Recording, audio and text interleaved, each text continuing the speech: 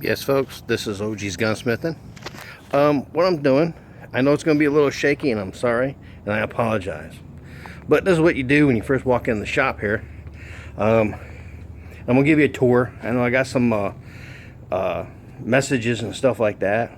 Here's my welding area. Okay, let's start here at the corner here. This is my welding area. Okay, I got a small one, and then a large one. Torches, you know, for small, obviously small piece of metal. I got an Everlast inverter technology, which is awesome. This bad boy right here can really weld. Let me tell you, I mean, I don't particular one like, I just had to buy this one or whatever like that. The organ, the mask, the big air tank, because I have a lot of air stuff. The cutter, I used to hacksaw and grind some things off, but I use this to cut off pieces of metal when I make a part for an old gun or whatever like that. Makes it so much easier and quicker. Yep, folks, I put your barrel in here when I take it off. It's a big old barrel vise, and I clamp it down, a lot of pressure. It seems to work very well for me. I don't make it metal on metal. I got a lot of wood. You can see the little wood blocks and stuff. And I go through all kinds. I cut up a lot of wood. I got a carpenter friend of mine that makes all these things for me. And I clamp it in there and do it that way. And my vacuum cleaner, you know, when I make a mess and stuff. And trust me, I do make a mess. I got a drill press. This right here, it's pretty cool. I got it from one of that Harbor Freight, really cheap. I think it's like $10 maybe. But I use this for my tungsten. You know, over on my welder here, I use it for my tungsten only, and that's it. Because those little machines that you put in there, they're about $900. Yeah, I'm going to use this because I got a lot of low overhead. So that way, you know, people, big vise block, my little tools for my lathe here. No, I don't drink on the job. It's just it's clamps and stuff. It's aluminum, and that way it goes into the lathe here, the Mac Daddy lathe. It is from Grizzly. They deliver right here, and we just set it up right here where it belongs. And I do a lot of barrel work and stuff like that. Make tools for the customer and stuff. So that's pretty cool. And over here is my dirty area. I call this my dirty area. You probably notice these little signs. I'm sorry to interrupt, but these little signs right here are pretty cool. I have a printer guy that we're messing around with stuff, and you can see over here where it says OG's Gunsmithing. I use these skirts here so all the stuff doesn't go up underneath here and stuff and make it all dirty. It just falls on the floor. That's what that's for. And plus get your name out there and stuff. It's pretty cool. Your grinders and stuff like this. Like I said, it's my dirty room. Buffers, my sandblaster down in there. I don't know if you can see it. Oh yeah, I just purchased this. This is going to go on my bluing tank, which is in a separate shed out back where I put all my chemicals and stuff like that. So that's pretty cool. Yeah, it's a concrete floor, so I got to step on this mat. I'm old and fat, so. And they got a little mini lathe here on this side. This is where I do most of the area here. My raw materials down there. My little rods and drill bits for my lathe and stuff like that. My long drill bits. And I just got a lot of tooling and stuff that I go through. My mini lathe. This is not for precision. This is for like doing firing pins and stuff like that. So folks, yes, I do put a file on this and I sand it, but I clean it off mostly, but I know it's not for precision, like, you know, like that one. So that's what I use it for. Hey, these little new LED lights are pretty cool, man. They're pretty bright. They go on show me a lot of stuff here on my mill, you know, my little milling machine. I don't need a big one. I don't do that much milling, so but I do enough where this little baby right here does a lot of work for me.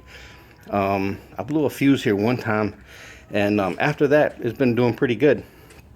This is the workbench. I got a carpet. I got a friend that's in the carpet business, so he gives me these little extra slabs of carpet, and actually I get use half a year, then I switch it around and get another half a year out of the clean side. So that's pretty decent. Got muzzle loading this weekend here in Kentucky, so she's ready to go, and good luck for the customer. And then a lot of tools, pin punches and stuff like that. My hammer I had for years, still cooking. A lot of oils and stuff and patches that I use and stuff. A lot of people ask me, what kind of oil do you use? One, it depends on the customer. Two, it depends on where you live at. If you live in like down in Florida where it's like really hot and humid, almost like Kentucky, but not quite, you might want to go with a more oil that'll do it, CLP, something like that. Remember, rim oil is good. I'm not I'm not saying, oh, this is the best or this is the worst. I'm not saying that. Depends on the customer and what I use. Extreme weapons lube, good for like automatics and stuff. I got even collectors stuff. I got M Pro, people like that. Breakthrough, I got something like that. I got it all, and I do use it all. It's not like one oil that, oh my god, this is the best. I haven't found one. I even use that frog lube stuff, which ain't too bad. This is my Fordham area. I do a lot of work here. As you can see, these are all used and polishing and trimming and stuff like that. A lot of my tools on this side, a lot of screwdrivers. I got a lot of screwdrivers. Probably too much. No, I got a lot of screwdrivers, and I use them all too. Believe it or not, I do use them all. Files, a lot of files. If you're gonna sand, get a piece of granite or something like that that's really smooth and stuff like that, and it's really good. And probably about every 2 or 3 years, if I find a chip in it, I get a new one.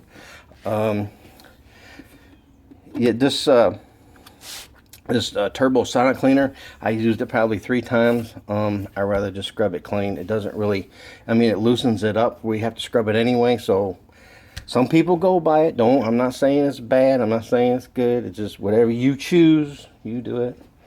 And then I got some more files and stuff. Then over here I got another vise, of course. And then a lot of vise pads, carpet, rubber, wood. I even got the aluminum. I got aluminum with rubber, that plastic stuff, wood, rubber, aluminum. I got a lot of stuff. It's crazy, crazy, crazy, crazy. But anyway, it's good. Put it in vise. You don't want to clamp down on a piece of wood and ruin a customer's thing. Here's my little bib because I'm fat and I get a lot of stuff on my stomach, my wife says, and so I gotta wear a bib. No, it's really good to keep all the grease and stuff like that off of you, especially if you're on a lathe or whatever like that. Then I got my desk is right here also. Customer comes in, this is right here. Like I said, this is a home shop, and it's a little home shop, but it produces a lot of material.